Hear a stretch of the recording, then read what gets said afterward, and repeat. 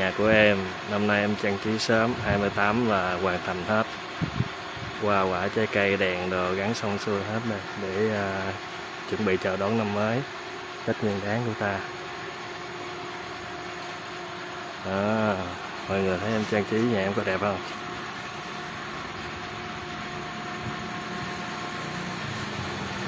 Đó.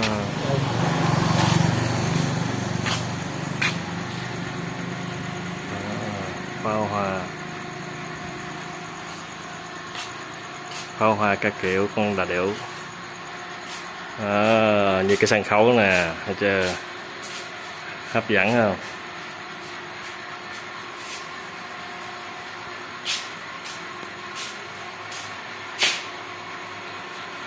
Em mà không có chơi đèn chớp, chơi đèn laser luôn, laser luôn.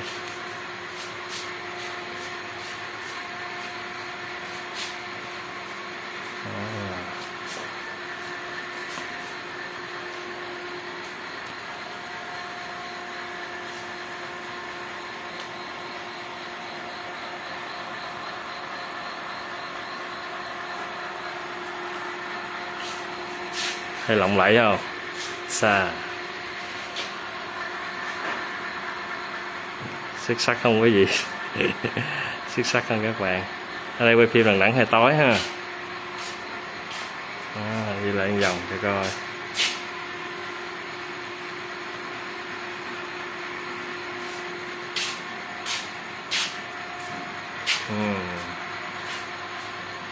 Có cái Tết thôi mà chuẩn bị lau dồi quét dọn nhà cửa, trà rửa, trang trí không, 2-3 tuần lễ không xong. Cũng cố gắng làm cho nó kịp. 28 bông hoa trái cây đồ cho nó đầy đủ để mà cúng rước ông bà, đón ông bà.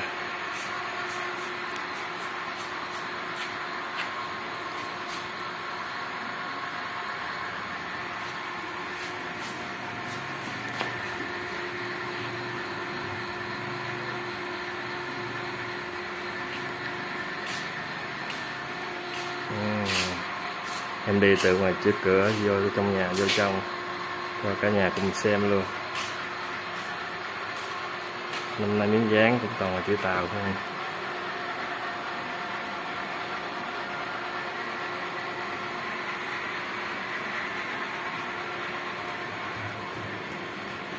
Mẹ về đó vui chưa? Con là hàng ngũ cuối.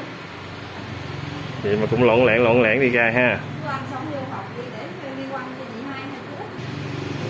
Quay một vòng.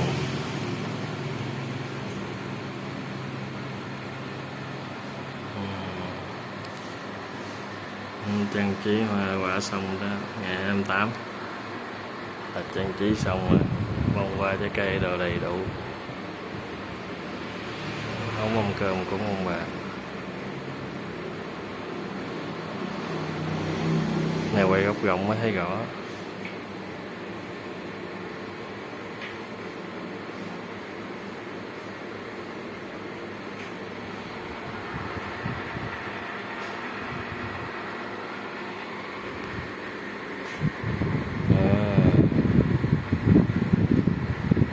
Lung linh chưa?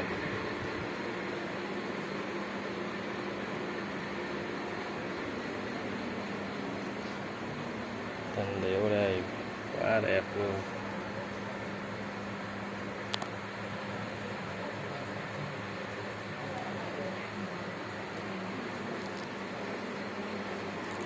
Quay từng cảnh các chỗ.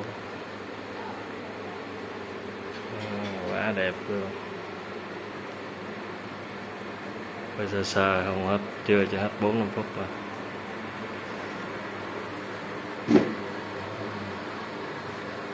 Quyền. Năm nay là tông vàng, bởi vì cái gì cũng thấy vàng khai nạn.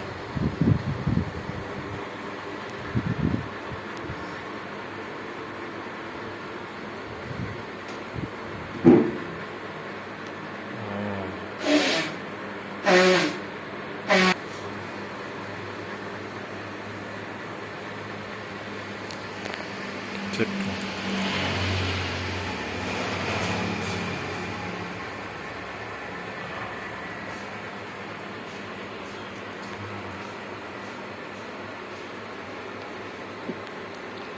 Bàn thờ nhà em đó, ông trưng vong á, ông tự ông trưng không á.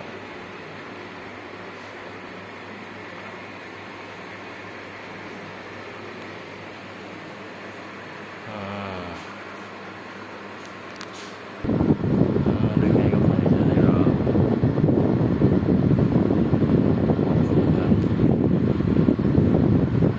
hai khung hình, ba khung hình, bốn khung hình, năm khung hình, sáu khung hình.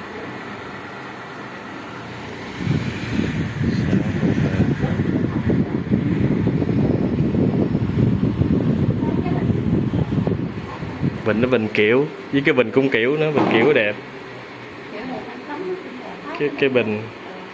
Cái bình đó qua bên Nguyễn Huệ ở chỗ sửa xe bán đồ điện máy đó, mua.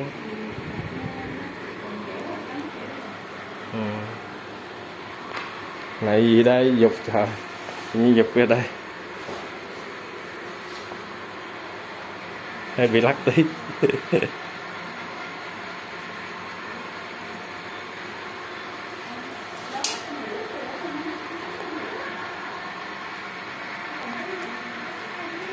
Đi trong đi ra, ngoài đi vô.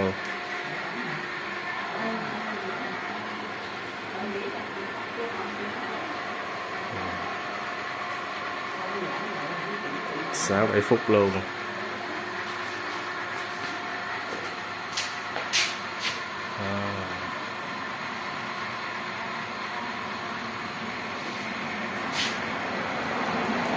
Lung linh luôn.